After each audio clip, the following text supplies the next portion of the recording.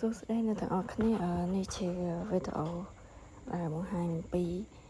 ការបង្កើតនៅ Active Directory អញ្ចឹងដើម្បីបង្កើត Active Directory យើងត្រូវចូលមកបើក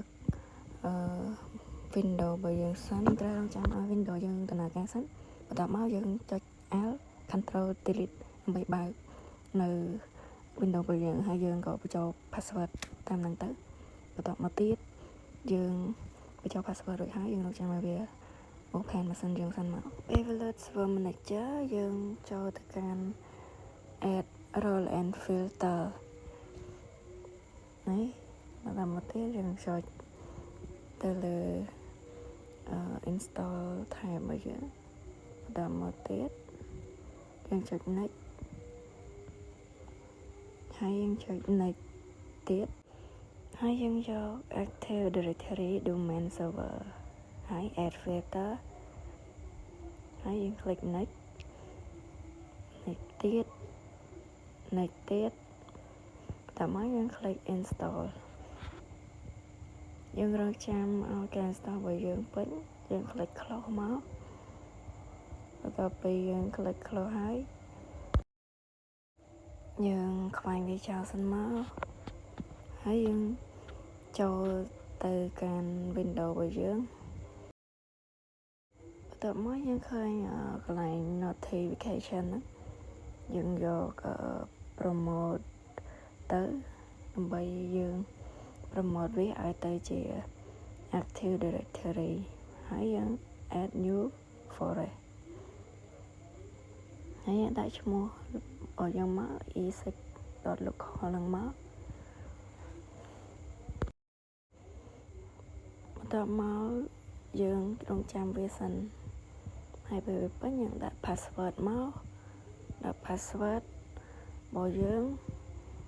បន្ទាប់ពីដាក់ password ហើយយើង confirm password យើងឡើងមកហើយពេលយើង confirm ហើយយើងចុច next ទៀតនៅ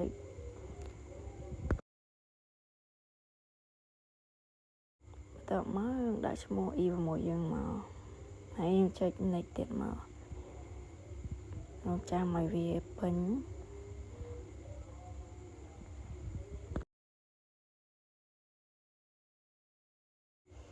ហើយនៅពេលដែលវាពេញ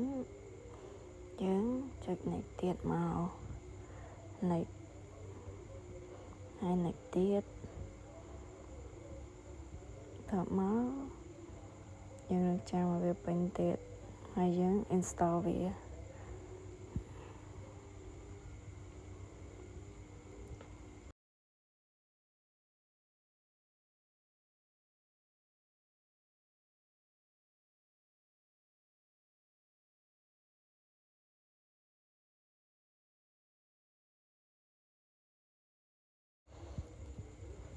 បន្ទាប់មកយើងនឹងឃើញវា load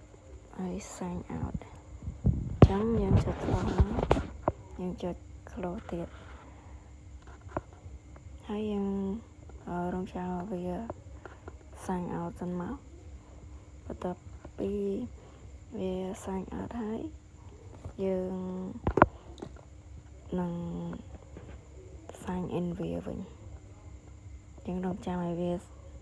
ចេញមកសិនមកនៅពេលដែលវាចេញហើយយើងបញ្ចូល password យើងដែលយើងបានដាក់បន្តមកទៀតយើងយក Windows Administrative Tool នោះអ្នកទាំងអស់គ្នានឹងឃើញមាន Active Directory User and Computer អញ្ចឹងមានន័យថាយើងបានបង្កើត Active Directory បានសម្រេចហើយអញ្ចឹងអរគុណអ្នកទាំងអស់គ្នាដែលបានតាមដានវីដេអូមួយនេះតាំងពីដើមដល់ចប់ជួបគ្នានៅវីដេអូក្រោយៗទៀតអរគុណ